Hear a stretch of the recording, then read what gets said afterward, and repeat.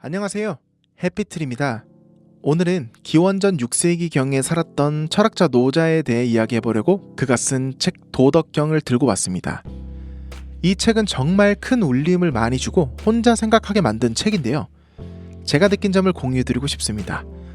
기원전 4, 5세기경 춘추시대를 살아온 노자는 뺏고 뺏기는 혼란스러운 세상을 통해서 도를 알고 그 후에 그것으로 덕을 실천해야 한다는 도가 사상을 펼쳤습니다.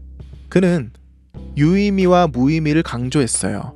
무는 없는 것이 아닌 있음의 근거가 되는 태초의 무엇으로 정의하고 이것이 보이지도 느껴지지도 색도 없는 도의 모습과 같다고 했습니다. 이런 생각을 했다는 것조차가 너무 대단하지 않을까요? 그리고 유는 언제든 무로 돌아갈 수 있음의 근거가 되고 영원히 없고 불멸하지 않는다고 설명했죠. 없는 것을 있는 것에 비교해서 정의 내리고 의미를 부여했습니다.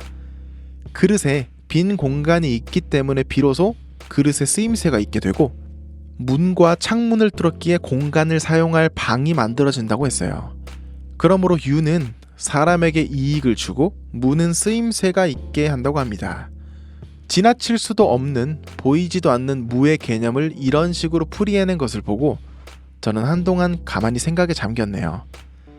그리고 도덕경은 부드러움을 능히 강한 것을 이기며 밝음보다 어둠이 더욱 강력하다는 점을 역설합니다.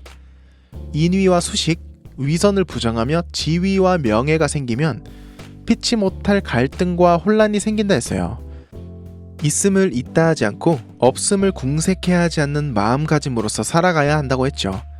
승리와 경쟁을 통해 앞에 있기보다는 뒤에서 양보할 것을, 위에서 군림하는 것보다 낮은 곳에서 겸양할 것을 권했습니다.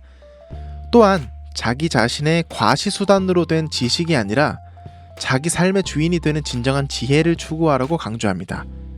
도는 곧 무위라 했습니다.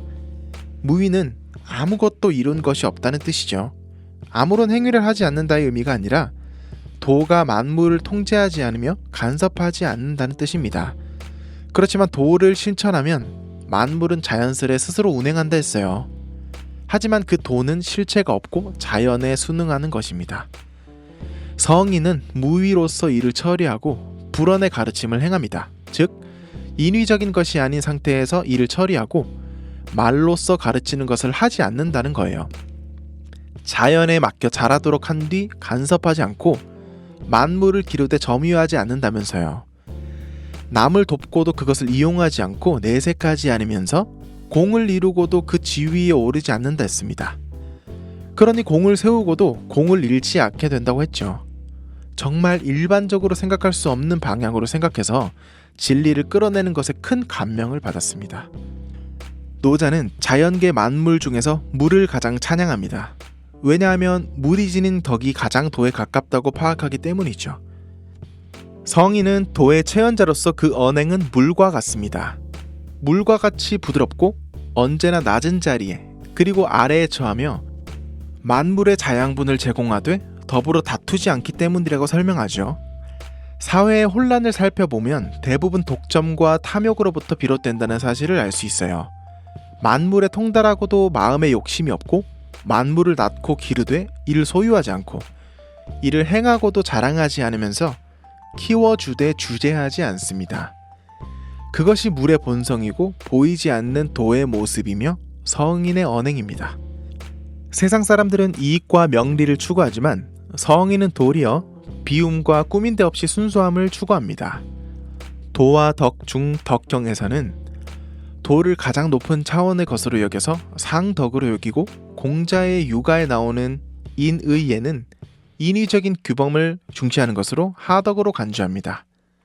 상급의 선비는 도리를 들으면 곧 이를 준수하여 실행하고 중급의 선비는 반신반의한답니다. 하급의 선비는 코웃음을 치며 한마디로 그것을 부정하죠. 이것은 현대에도 통하는 논리입니다. 진리를 말해줘도 코웃음 치는 사람이 있는 반면 진심으로 조용히 따르는 사람은 큰 사람이 되죠. 그래서 비웃음을 당하지 않으면 아직 도라고 칭해지기에 부족하다고 말합니다. 도는 보이지 않는 것이기에 이것을 존재한다고 떠들어댔을 때 비웃음을 사는 게 당연한 일이기 때문입니다. 따라서 도를 아는 성인은 집 밖을 나가지 않고도 이 세상 모든 것을 안다고 하죠. 외부의 사물을 인식하는 것으로는 본질을 충분히 인식할 수 없기에 오직 내재해야 하는 자성과 자기 수양이 있을 때만 가능하기 때문입니다. 보지 않고도 이름 지을 수 있고 가만히 있어도 모든 일을 안다고 했어요. 자연의 순리에 따르지 않고 넘어서고 맞서면서 탐욕과 권력, 명예에 심취하여 우를 범하는 것은 인간밖에 없습니다. 그런 노자는 3가지 보물을 정했어요.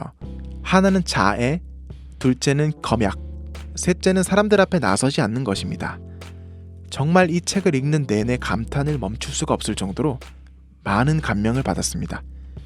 구독자 여러분들께서도 혼자 생각하게 만드는 책을 찾으신다면 오래된 고전인 이 노자의 도덕경을 추천드리겠습니다.